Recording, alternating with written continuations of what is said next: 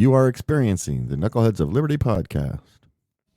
It is May 8th, 2023, and welcome to the Knuckleheads of Liberty, where we're bringing you the people and the organizations fighting for liberty around the country and in your region. And today we're talking with Lars Mapstead, candidate for the 2024 Libertarian Party nomination for U.S. President. He is also a serial entrepreneur. He's founded many internet companies, one of which is Friend Finder Networks.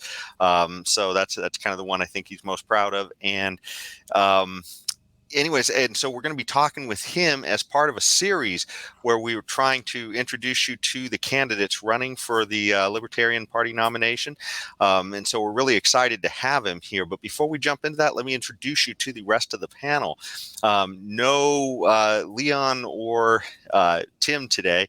Both of them are out, but we do have our invisible hand joining us from behind the scenes, James Just, and he is the Sacramento County Libertarian chair, and he was just reelected to that. So congratulations, James. Condolations. That's what we call it in the business. We call it condolations. Great. Well, we're going to jump right into the discussion. So, Lars, let's see. Let's bring up your page real quick. I not calling to the invisible. This is my visible hand today. Can you bring up the page? Great. So here's Lars' page where you can go find out more information and maybe how you can help out the campaign and find out a little more about what they're doing as well. So let's jump into it a little bit. So Lars, tell us a little bit about yourself and why you decided you're going to run for office. Yeah. I grew up pretty poor in Big Sur, California, in the wilds of hippie land, and actually my parents drove around in a Volkswagen bus quite a bit growing up, and I had that kind of hippie lifestyle, and eventually I ended up discovering the internet. And when I was a kid, we didn't have electricity, and I had an outhouse, right? So that's kind of tells you how poor we were. But I eventually landed in Silicon Valley, discovered the internet, discovered computers, and that I had a knack for marketing and computers. And so I just started a bunch of internet companies, and it was just kind of, I didn't have any training. I really didn't have any schooling in it. It was just jump in with both feet and try to figure it out. And so, one of the things I learned is I'm really good at coming up with ideas and then executing those ideas. And solutions to problems too is a big part of it. And then, I'm running for president. Essentially, I just got tired of seeing the same old two-party system and the candidates that are foisted on us with the illusion of choice, right? Like they pretend that you have a choice, but they keep shoving Clinton and Bush at you for, basically essentially all my life. And I was never represented by any of the either two parties candidates, right? I always have been kind of an independent guy. I voted for Ross Perot. I voted for Ron Paul. I voted for Gary Johnson. So, I've always kind of been this independent guy. And I just want to end government coercion in our life. Government has gotten too bloated, and it inserts itself in our lives far too much for my liking. And I'd like to see us lessen that to just be a freer society. Yeah, I certainly remember too growing up and Ross Perot's candidacy and what a big splash that was. But it sort of fizzled out. But at least he made it to the debate stage. So, that's one of the problems we're having as libertarians is just being able to get our message out.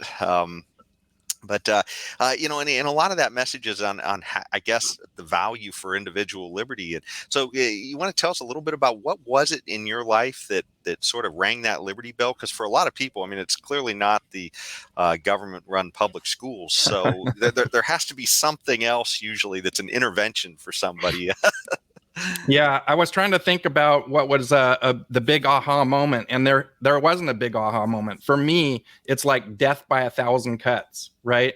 It's government inserting itself into my life all the time.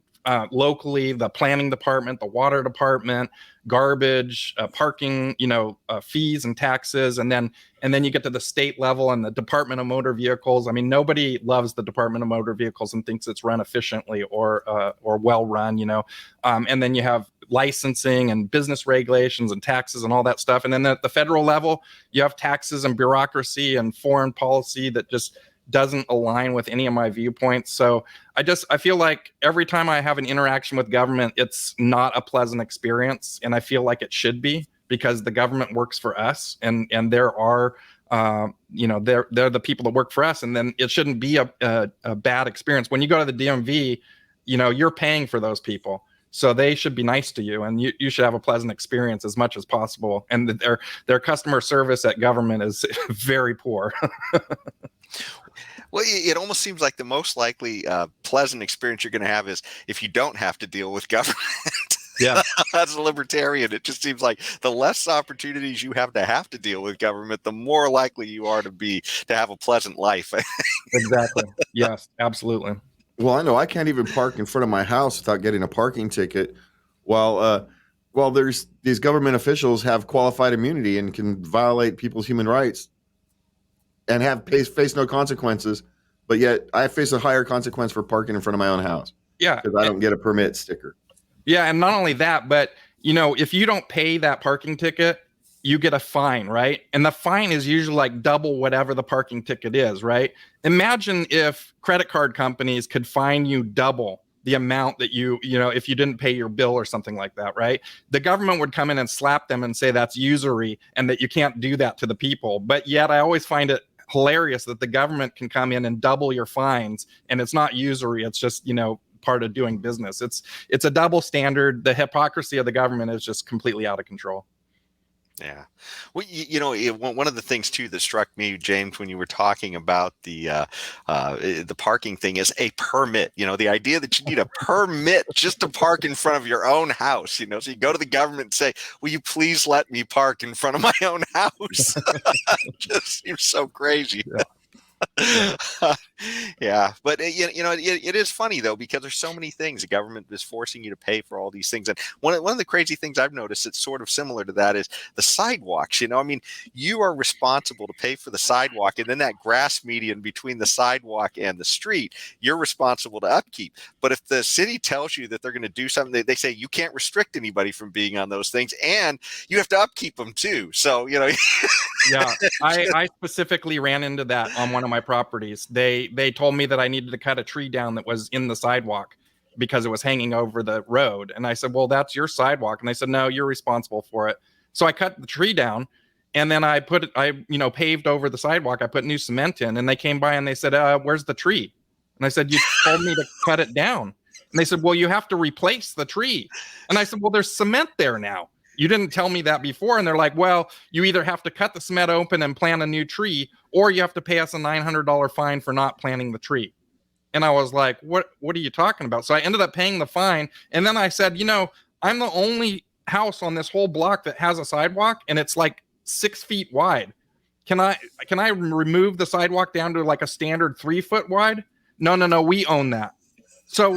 So when it comes to paying for it and fixing it, I own it. When it comes to like dealing with it for your use, that's one of the 1,000 cuts that I've received, right? And I have many, many stories like that of just complete stupidity, right? And it really boils down to the person in government that's in charge of that, what kind of day they're having that day, and how they're going to apply that law to you, right? If they're having a good day, they might just waive it and just say no big deal. But if they don't like you, or you rub them the wrong way, or they had an argument with their spouse that morning, you're going to get the raw end of the government stick, essentially. Yeah.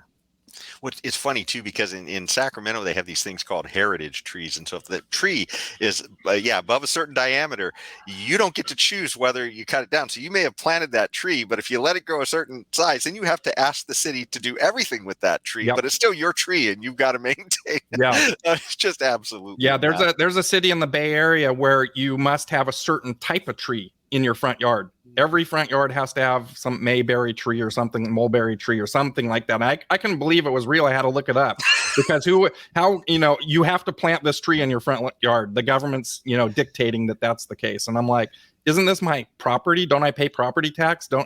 I thought I owned this, right? No, I guess you're just leasing it from the government until they see fit to steal it through eminent domain or something like that. Yeah, Sorry.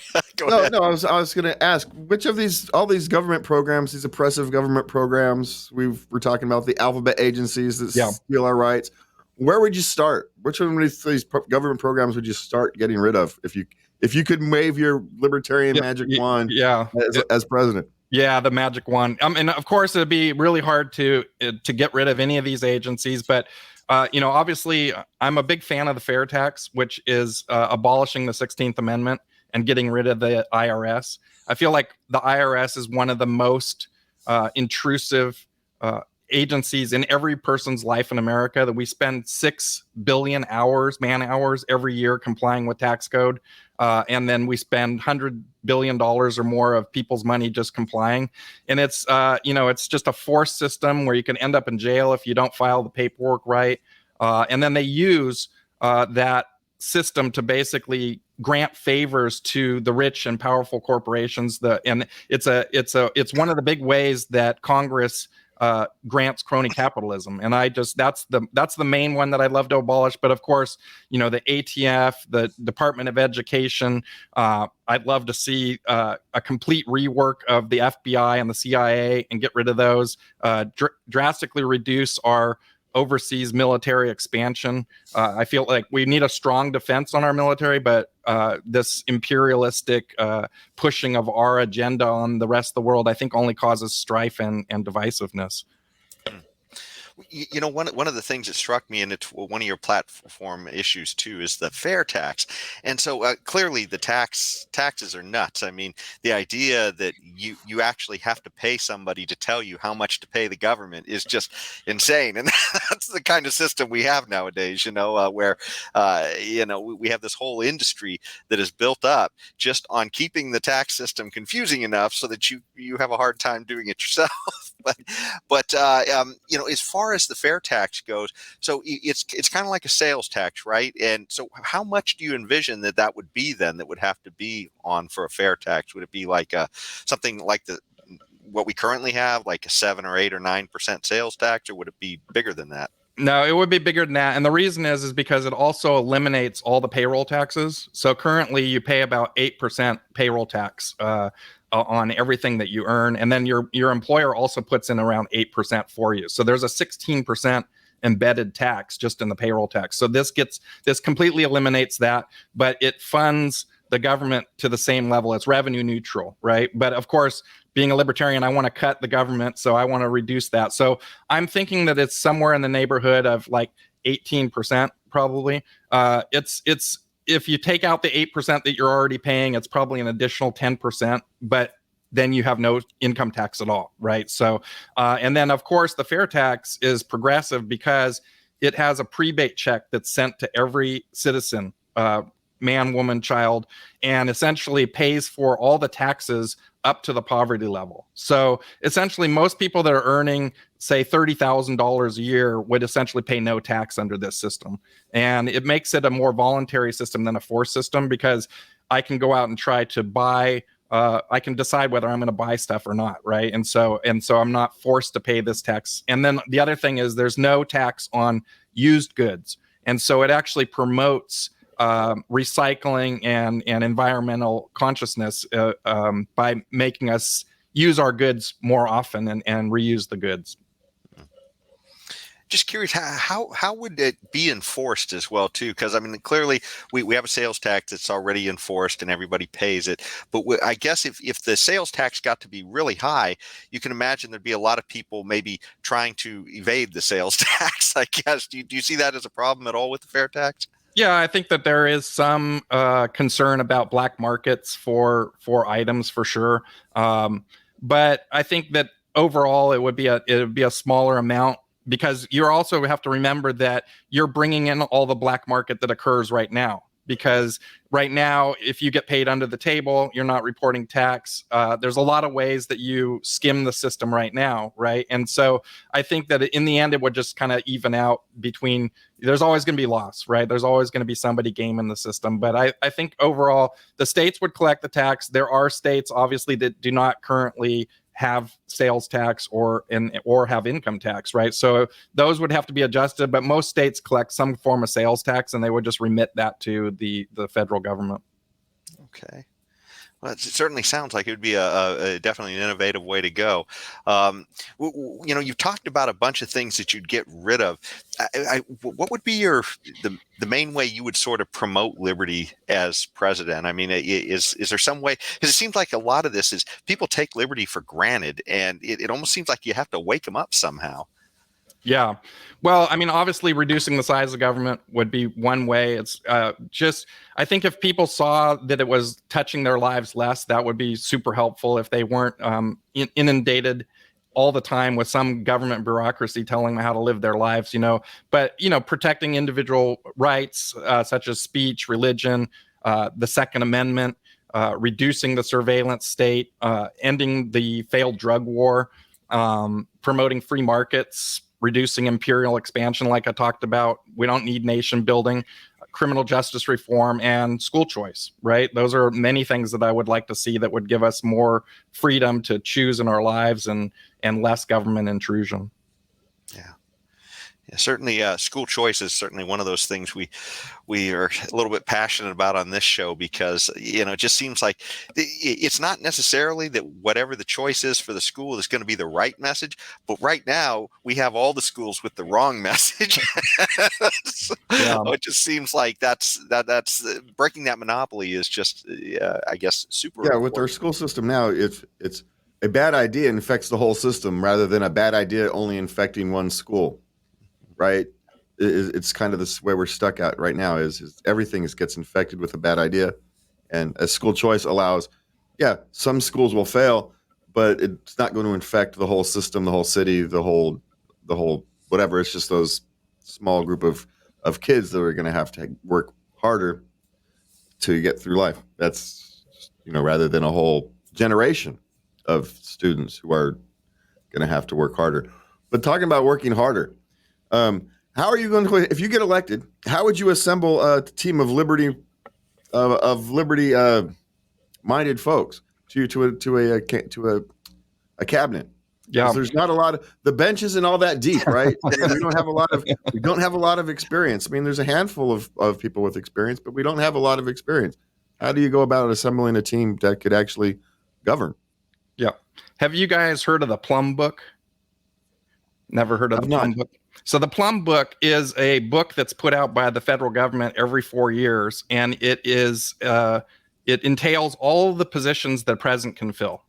Okay, and the president is responsible for 4,000 political appointments, and 1,200 of which require Congress's confirmation, right? Senate confirmation. And I'm a big fan of anti-incumbent, right? And I think if you saw what happened during Trump's administration, early on there was a lot of complaining that he hadn't filled his cabinet. There's all these people that aren't working, all these positions that aren't filled, and so these things aren't getting done.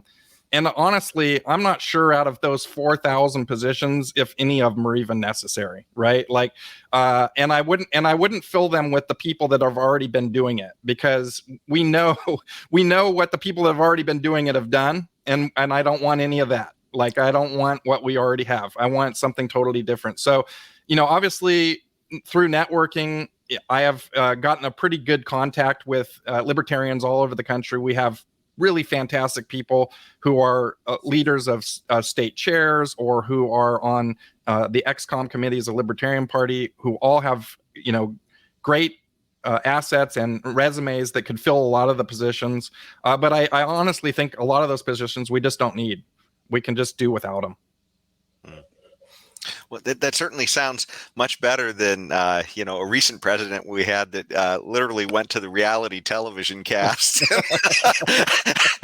and just brought in people who, for whatever reason, I don't even know why he brought in some of them. Yeah, publicity. It's part of that's part of the game for him. So that's part of the game for sure. Yeah. Well, one of the big issues for libertarians is, it costs so much money to run a campaign. So how would you go about, meeting that challenge? Yeah. Yeah, it's actually really, really hard to raise money as a libertarian. Obviously, because you said the base isn't that big to pull from, right? There's 700,000 registered libertarians. And so when you're trying to do fundraising from that group of people, it's not the same as fundraising from a group of people that's, 100 million people, right? It's a massive difference. And the duopoly has Act Blue and Win Red, which are two PACs that they use to help for fundraising, especially through social media. And I've been studying these, and I've decided that the best way to raise funds going forward for the Libertarian Party, not only for my campaign, but all campaigns across the country, is to start a similar PAC called Go Gold that would basically help with fundraising on social media, because what you need is a list of people to cull from. Right now, there's no list for me to get a hold of for fundraising. Right, it's just like I have to build it myself from scratch. And doing this over and over again every 4 years for the presidential campaign or any of the thousands of races that we run across the country seems silly, when we could institutionalize this and make it a service that's available for all libertarians. And I've been working hard on my social media. I that's what I'm an expert in. And since starting my Facebook page, I've reached 23 million people on my Facebook page. And just last week, I reached 1.5 million people. So I'm going to be focusing heavily on social media to get the message out there and cause, you can really get a lot of media attention by causing a stir in social media, right? Because once you go viral, once people are paying attention, then people want to have you on there. But you have to create that buzz, create that smoke so that you can get the fire going. Yeah. Well, I honestly think that one of the biggest reasons why it costs so much is because we as consumers of the political process in this country are such, as a whole, are such terrible consumers of it. So meaning that most people, they decide, well, I'm not really going to pay much attention. And maybe if you're lucky, you can get a hold of me during my favorite primetime show. If I don't happen to get up and go to the restroom, and then you've got 30 seconds, so you better throw something hard at me right away. Yeah. And that's an expensive process. So it just seems like, guys like, maybe Ron Paul and others in the past, they've connected with some kind of a positive message going a different route than that, and it just seems like really that's got to be the way to go, is just to somehow connect on the messaging too with people.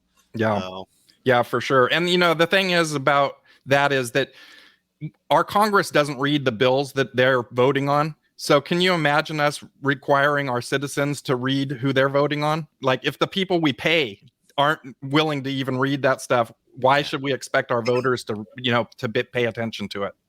Yeah. Which is sad. It's that whole concentrated interest, dispersed cost problem. Yeah. Well, one of the issues too is ballot access. And so the libertarians get clobbered on this constantly. So how is ballot access looking for us? And what are the ways you think that will help out the libertarians in getting ballot access? Yeah. So I've been talking with a number of state chairs around the country on ballot access. We won't know until closer to the convention exactly what we have, but I think we are 30 something states are almost guaranteed. And then we have to work on the rest of them. New York is going to be really challenging. They changed their ballot access laws.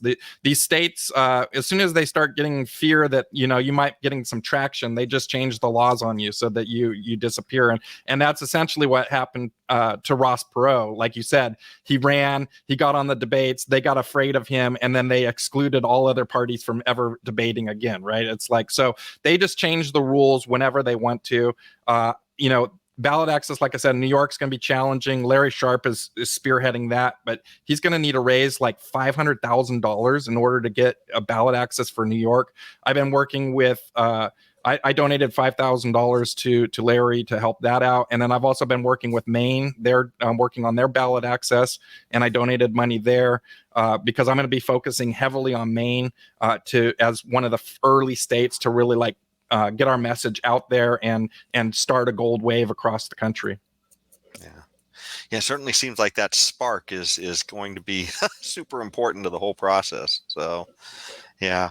Well, it sounds like there's an awful lot of things that need to happen. What is it that I guess you would need from the Libertarian Party? Because it always seems like maybe maybe sometimes there's a disconnect between the party and the candidates and stuff. Is there anything that in your vision that would help the Libertarians and you also to progress and do well in this upcoming campaign? Yeah, I think, obviously ballot access, I think is the key critical piece that they need to be focused on, because without ballot access, what's the point of running candidates? You can't run candidates if you can't get on the ballot, right? And the goal of a political party is to run candidates and win elections, right? In my opinion. And then I think the other thing is that we need to have a consistent message across all states. So the states should all be coordinated. The people who are running social media in all the states should be coordinating together with the candidates in their state and the national candidates to get a consistent message out there, because it amplifies the message. When more people are saying the same message, the more credibility it has, right? So I think a lot of support on social media. Right now, the national could be talking about different podcasts that we're going on, debates that we're doing, forums that all the candidates are doing to give the message, to spread the message of liberty a little bit more. So I think right now they could be doing more to help with that. But overall, once the person is nominated, to really focus on coordinated messaging across all the states. Well, we're just about to the end of the time. James, maybe you could pull up his webpage again, Lars' webpage. And Lars, did you want to give us like sort of a final parting shot, in the last minute or so here of what you think is important and why you're running again? Yeah. America is hurting, and it's hurting under inflation. It's hurting under coercive government telling us all what to do. The duopoly has, completely failed us, and it's time for more choices, right? I'm tired of watching my friends, try to figure out how to pay for their gas and their food and that sort of thing. I want to see a world set free in our lifetime, right? That's one of the things that you always hear libertarians talk about, and that's truly what my belief is. You can visit me on lars24.com right there and learn more about my platform. We'll be adding more platform pieces. One of the big things that I am focusing on is voting reform, essentially. So term limits, ranked choice voting, ballot access. I'd like to see a level playing field for all candidates, regardless of their party, right? Because we can't have any change. We can't have a good conversation in America if no one can run, right? And it's an illusion of choice. People say, oh, well, I get to choose. But you're foisted two candidates every time, and you have to choose between one or the other one, the lesser of two evils. Ranked choice voting gets rid of that. It allows you to rank your candidates in order. It allows for more people to get on the ballot.